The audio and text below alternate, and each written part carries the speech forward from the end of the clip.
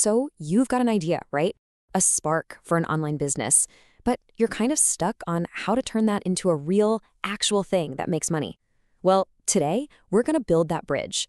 We're going to map out the entire journey from that first light bulb moment to your very first sale.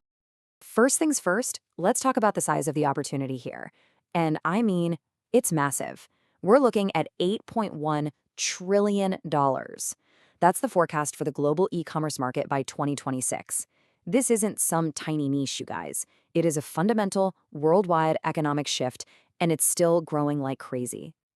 But a number that big can feel kind of abstract, almost unreal. So let's bring it back down to earth. Let's make it personal. With a market that huge, the only question that really matters is how do you carve out your own little corner and get a piece of that pie? And here is the absolute best part.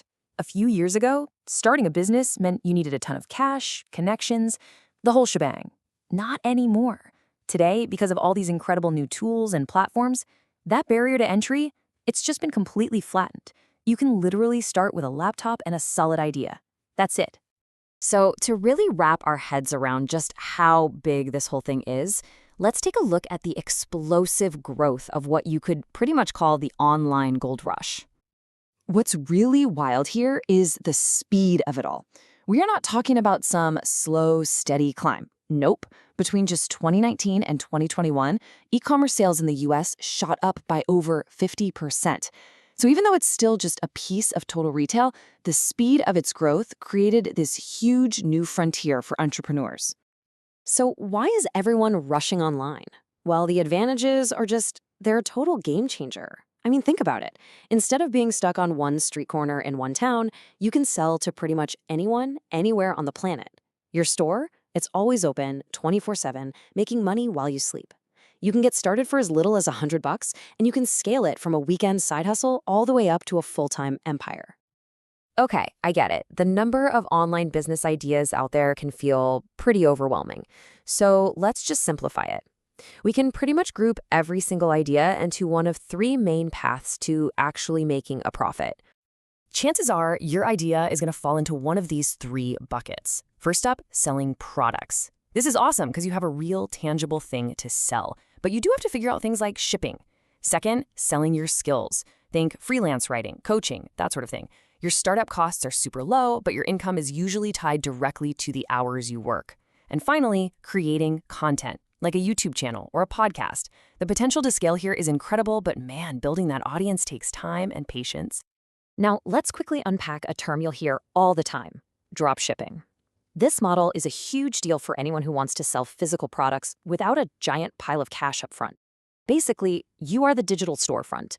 A customer buys from you, and then a third-party supplier, somewhere else entirely, handles the inventory, the packing, and all the shipping. You never even have to touch the product. It is, by far, one of the most popular ways to get into e-commerce. All right, that's enough theory. Let's get down to brass tacks. It doesn't matter which of those three paths you're leaning towards, the actual launch process follows a pretty similar blueprint. So let's walk through it step by step. We can really boil the entire thing down to these 4 steps. You start with research and validation, making sure your idea is a good one. Then you move into plan and brand. After that, it's time to build and set up your online home base. And the final, most exciting step, of course, is to market and launch. Okay, listen up, because if there is one step you absolutely cannot skip, it's this one. The single biggest threat to any new business is pouring your heart and soul into building something that nobody actually wants. So before you spend a single dollar, you have to validate your idea. Use keyword tools, spy on your competitors, and most importantly, just go talk to potential customers and ask them, hey, would you actually pay for this? Okay, once you know you've got a winner, it's time to give it an identity. This is the fun part. You'll sketch out a simple business plan. Nothing crazy, just a roadmap. You'll pick a killer name, design a logo, and craft a brand story that really connects with people. And then, the not so fun but super important part, you'll register your business to make it official and protect yourself. Now it's time to build your digital headquarters. And you've really got 2 main choices here. You can use a platform like Shopify to build your very own branded website, which gives you total control. Or you can set up a shop inside an existing marketplace like Amazon or Etsy. The trade-off is pretty simple. Your own site gives you all the control, but a marketplace gives you a massive built-in audience from day one. All right, you've done the prep work. The blueprint is all laid out. Now let's talk about that final crucial phase, bridging that gap from just having an idea to actually making your very first sale. And honestly, this is all about mindset. I absolutely love this piece of advice from a Reddit user. It is so easy to get trapped in what they call analysis paralysis, right? You just research and never actually do anything. The key is to just start. Your first try, it might not be perfect. You might even fail. But every single attempt is a lesson. And like the quote says, sometimes it takes 10 failures to find that one massive success. And here's another huge myth we have to bust right now. The idea that you need a giant ad budget to succeed. You just don't.